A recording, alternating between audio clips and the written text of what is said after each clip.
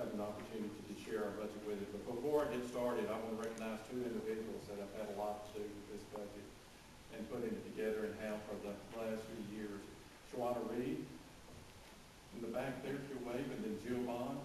Jill kind of works more on the salary portions of it, but without them, I would not be able to handle putting all of this together. It takes a lot of time for individuals to put this together campus-wide, and I appreciate their help in doing this. Thank you.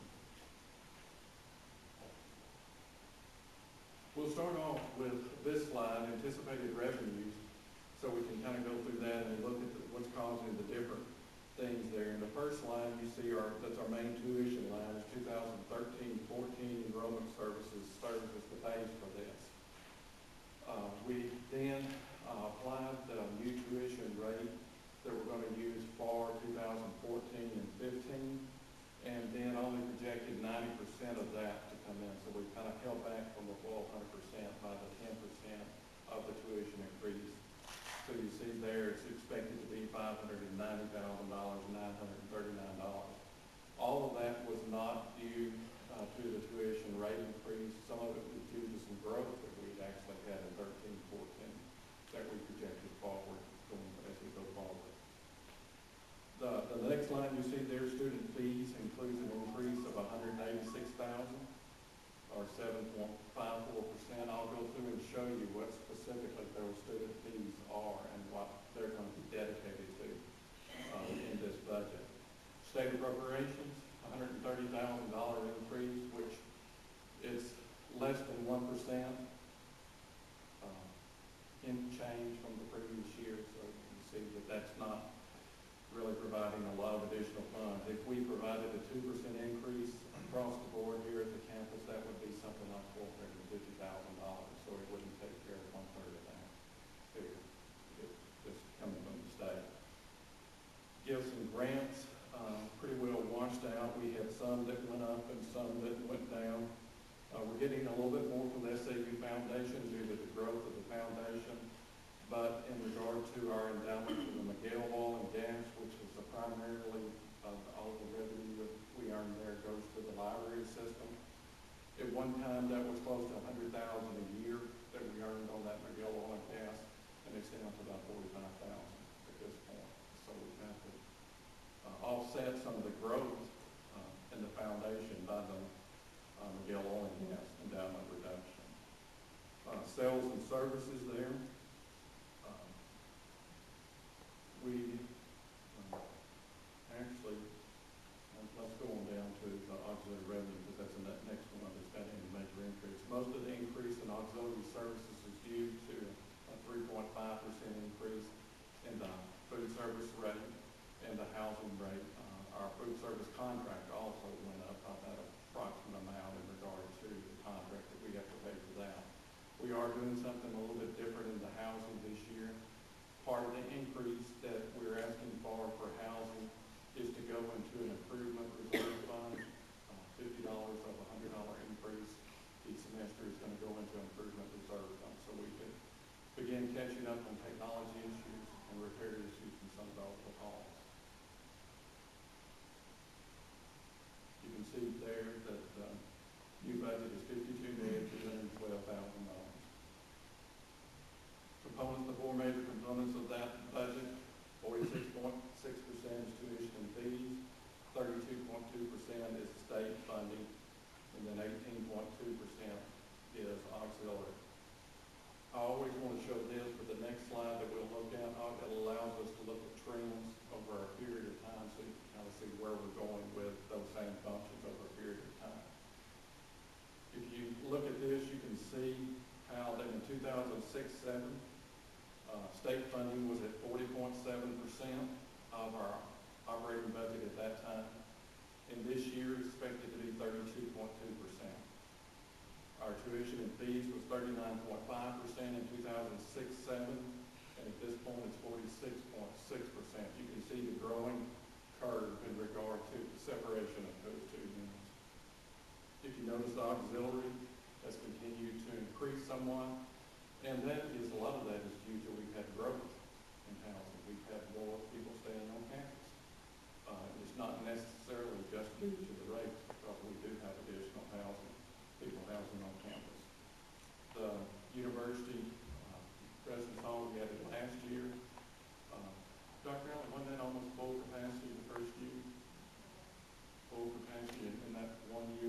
sophomore type housing unit, and we're getting a lot of returnees that want to come back and live in that place, so that was well worthwhile. Now we're going to look at our change in our tuition hourly rates from 1314 to 1415, and then I'll show you in the next slide what that percentage is.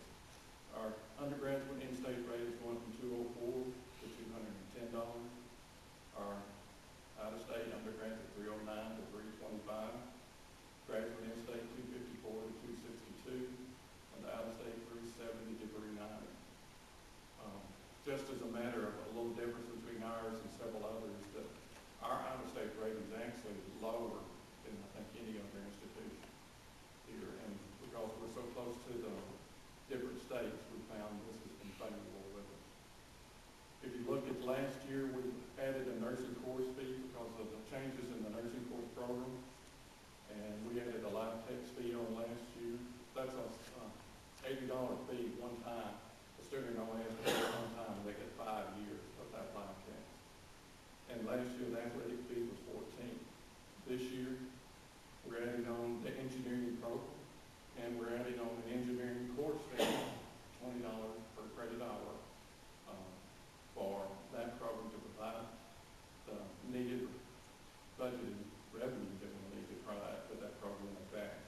The athletic fee is going to $17 per credit hour. The athletic fee is not in addition to the rates you see there, it's a part of those rates. So the 210 minus the 17 would be our net revenue coming out of the undergraduate and state rate. There's been a lot of increases in regard to expenses of the athletic program, including travel, which has just gone up tremendously. As we went into the conference, I think the first thought was that our travel expenses would be less, well, they're actually not. They're actually going. Here is the by semester. If you look at 1314, undergraduate full-time tuition in district is for a student who is taking 15 credit hours. That's typically a full load. They actually only have to take 12 in most situations, but most of them try to take 15. It's $3,060. That's going to go up to $3,150, a $90 increase, or 2.94% increase. Mandatory student fees were $643. They're going up to $688, which is a $45 increase there. Now, if you look down below that, where it says the mandatory increase for fees, I broke down there what those fees were going to. $15 of that increase per student is going to be going to facilities, the facility maintenance, facility debt issues, and things like that. Like I mentioned earlier in the library situation, they've had a continued reduction of revenue due to the Miguel oil and gas going down. So we've actually increased the fee there, and $22.50 of that new additional fee will go to the library here on campus. And as we all know, technology is an ever-increasing cost. And software, new software we have to provide, we are going to go up $7.50 of that new cost in regard to providing the technology we need to run our campus. If you have any questions when we go through this, just please stop. Here is our housing rates. The traditional residential unit was $1,250. It's going to $1,350. And each one of them, as you go down through, you can see there's a $100 increase in those. But on the right-hand side, under the 2014-15 there, you can see $50 of the room increase is to be held in improvement reserve to allow us to go back and be able to bring some of our older halls up and to improve technology even in the newest halls. Now we get down to expenses. You can see our major portion of our expenses here at the university are always going to be salaries and labor. And when you add that together with fringe benefits, you're talking $27 million of our budget. It's just in those two areas. Our budget for expenses is $52 to $11,900. Let me go through some of those. Salaries, what we projected there, and we're going to do the same thing that we did last year. We have some limitations that we have to follow in regards to state law.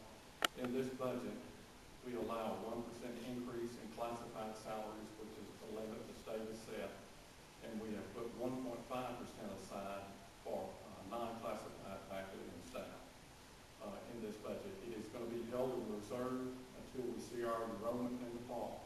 If the enrollment in the fall comes in for our projections, then we will seek to release that so we can do a cost of living adjustment for those individuals.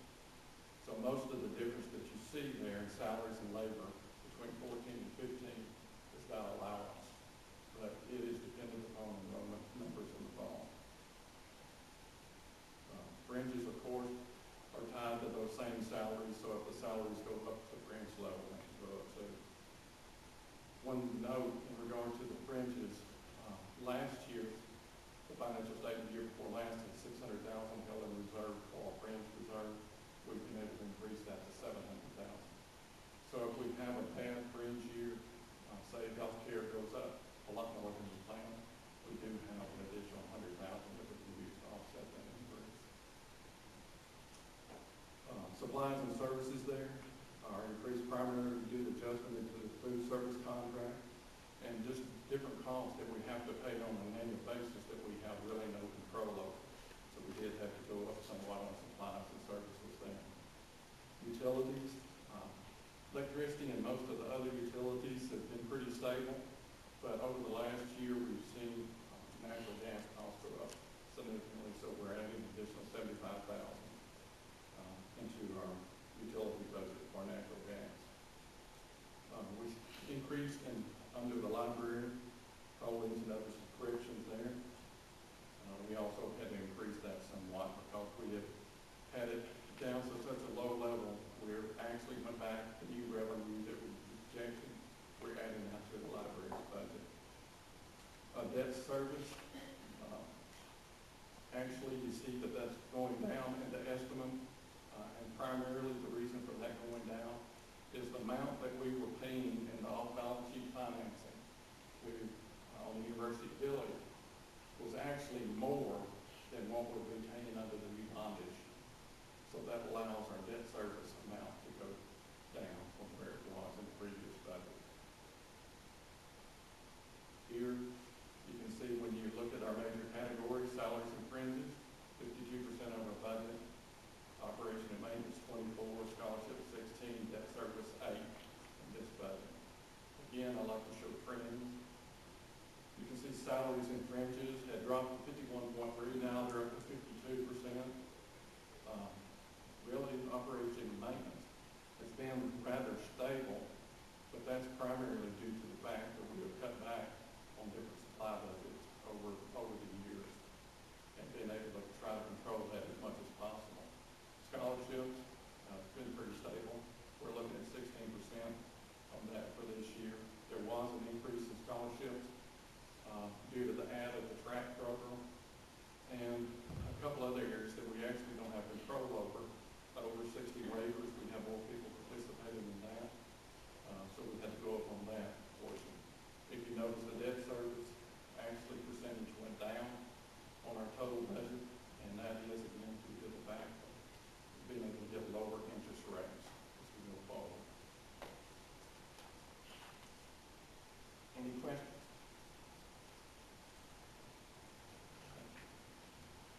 Okay. Yeah.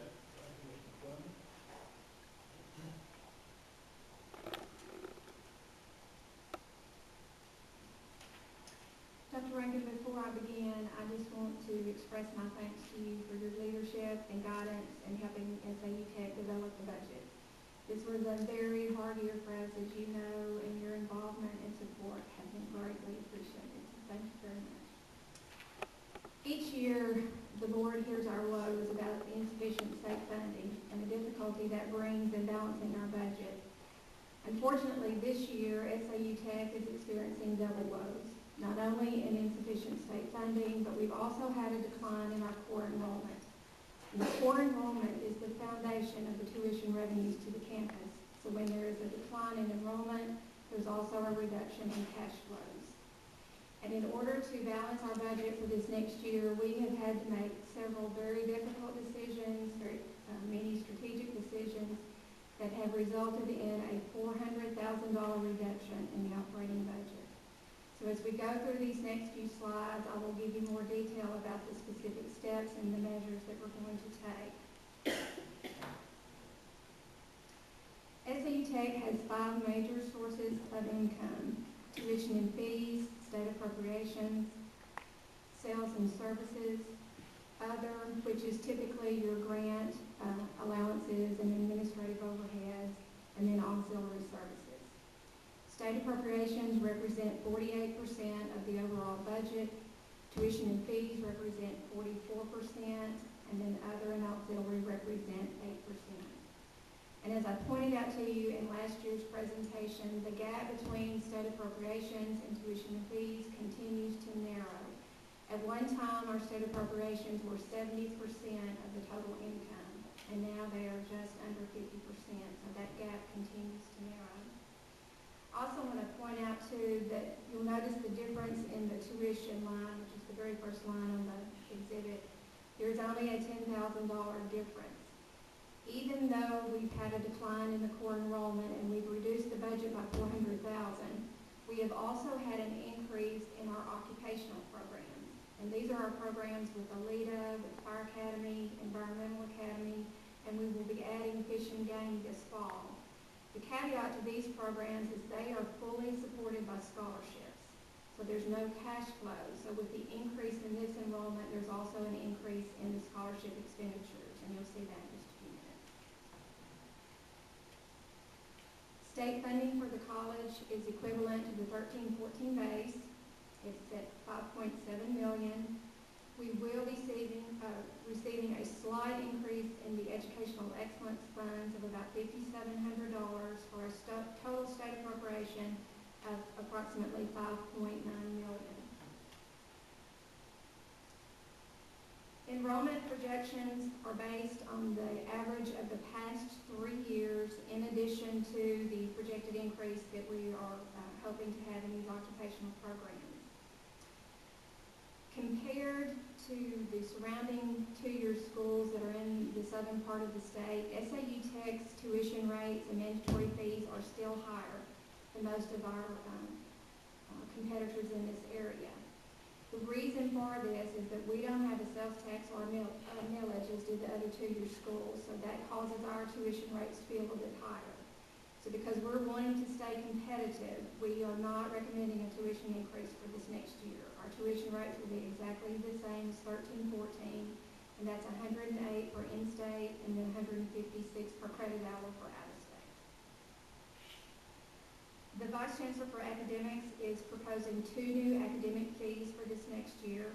The first is a nursing curriculum fee, and this will be used to purchase curriculum and resources to prepare the nursing students for their final testing.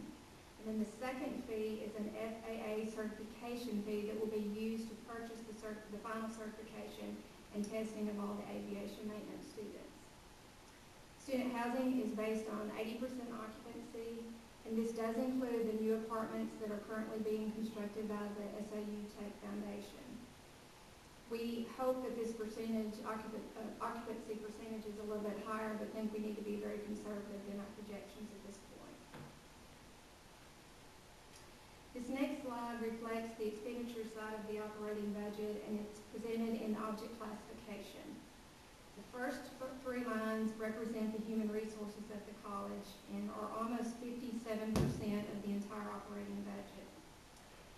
You can imagine, excuse me, that reducing the overall budget by $400,000, it was very difficult to not have to address full-time positions, but we were able to make these changes without eliminating any full-time filled position on the campus. Our approach to addressing the enrollment shortfall has basically affected all of these categories with the exception of scholarships. And you see there's a $461,000 increase in this category, and this is because of the growth that we anticipate in the occupational programs. Let's take a look at the expenditure drivers. The budget does include a salary reserve that will only be considered as part Paul said, if our enrollment projections exceed what we expect. We are estimating the cost of a 2% increase, which would include the adjustment for fringes, to be about $88,000.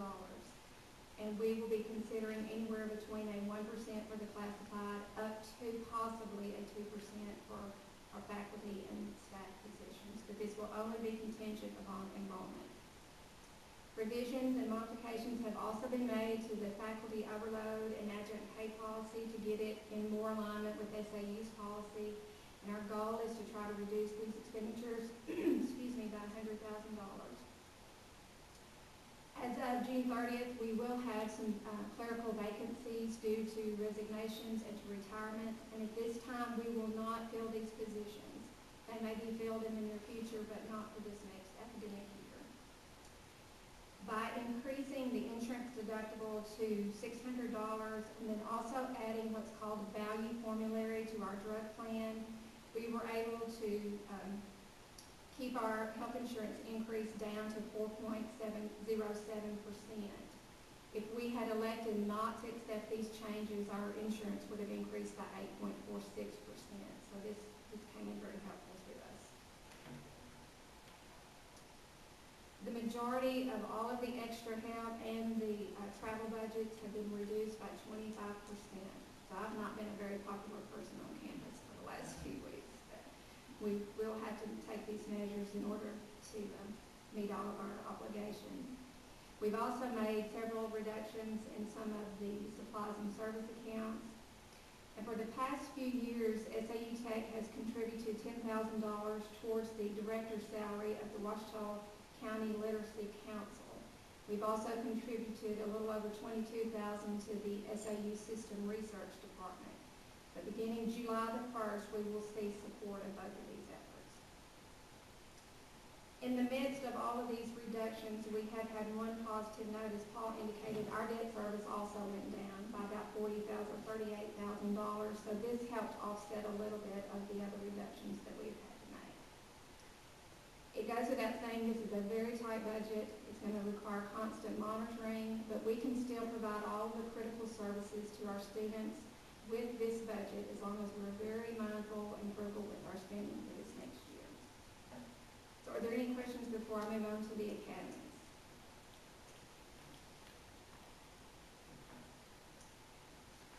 State funding for the Fire Academy represents 87% of total income, and it is also equivalent to the 13-14 base funding. Tuition from the international, the industrial, and the EMS programs will all increase and represent about 12% of the overall budget, and then sales and services is at 1%. The Fire Academy will also receive a slight increase in their state appropriations and the educational excellence monies. But the difference in the income or the increase in tuition and then the educational excellence is basically the difference in the 13-14 budget versus the 14-15. It's almost a replica of this current year. Base funding is $1.65 million. Educational excellence will increase by $2,400, bringing it to almost $88,000 for a total state appropriation of $1.739 million. 65% of the Fire Academy's operating budget is determined by salaries and fringe benefits, and then the remaining 35% is all of the maintenance and operating accounts. The deferment in the salary increase and then also the increase in the health insurance is applicable to all of the academies, so that will cover the fire, environmental, and the career academies as well. And a decision has been made at this time to not fill the assistant director's position, but plans are underway to hire a multimedia expert. This position will report directly to Director Nix, and then will also provide academic IT support for all of the training programs. In the Environmental Academy, state funding represents 53% of the total budget, tuition and fees 34%, and for this next year, Director Harper is going to have to use about 12% of his reserves. I don't know if I'm doing that or not. 12% of his reserves to balance his budget. Over the past few years, he has had significant funding from the Brownfield contract through the city of Camden. And this has been a critical source to the operation of the Environmental Academy, but those funds have been cut almost in half to about $60,000. As Dr. Mencken indicated earlier, he is continuing to search for new grants and new contracts that can help support the program, and hopefully will be very successful. If he's not, he is going to have to make decisions about which programs that he'll be able to continue in the future. Base funding for environmental is just a little over $368,000. This is a very small program. Slight increase in the educational excellence funds for a total appropriation of $403,000. Almost 3/4 of the Environmental Academy is tied up in salaries and fringe benefits. So you can see that any major shortfall in funding will have a major impact on the Academy and the services and programs that it can provide. This budget, like the Fire Academy, is almost a replica of the current year's budget. The only changes that have been made are in regards to the Brownfield contract and the reductions that Mr. Harper had to make in that area. And then finally, we have the Secondary Career Academy. This is David McLean's first year as director of the Academy, and I believe has done an outstanding job putting this budget together. I was very, very pleased with him. Funding for the Academy comes from the Department of Workforce Services, and then it comes from tuition from the public school system. Mr. McLean is anticipating a slight increase in both of these areas to bring his budget up about $34,000.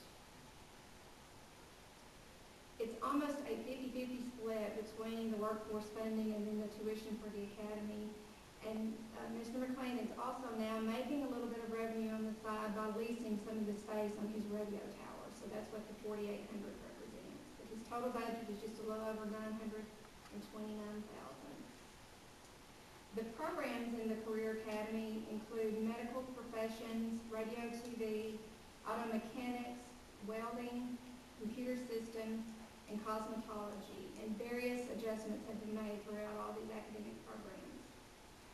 One note of caution with the Career Academy, almost 80% of this budget is tied back to salaries, which is kind of scary. It's almost over kind of what the benchmark recommendation is, but in the event that revenues don't flow as he expects, the first area that would be cut would be the extra help, and this is one of the areas that he increased by about $50,000.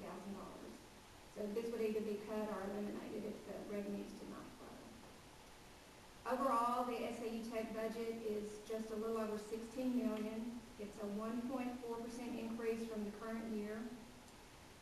We continue to be very mindful of cost containment, of saving dollars and working as smart as we can. But I'll be happy to answer any questions you may have.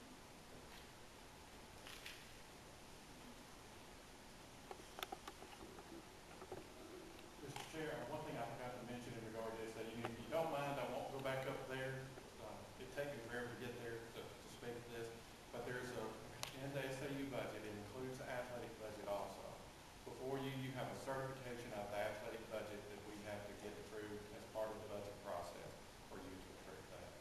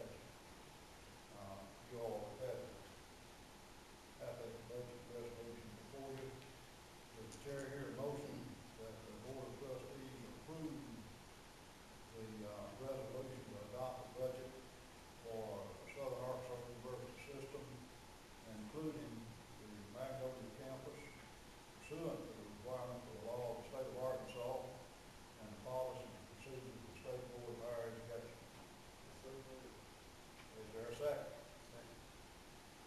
There's been a motion and a second to approve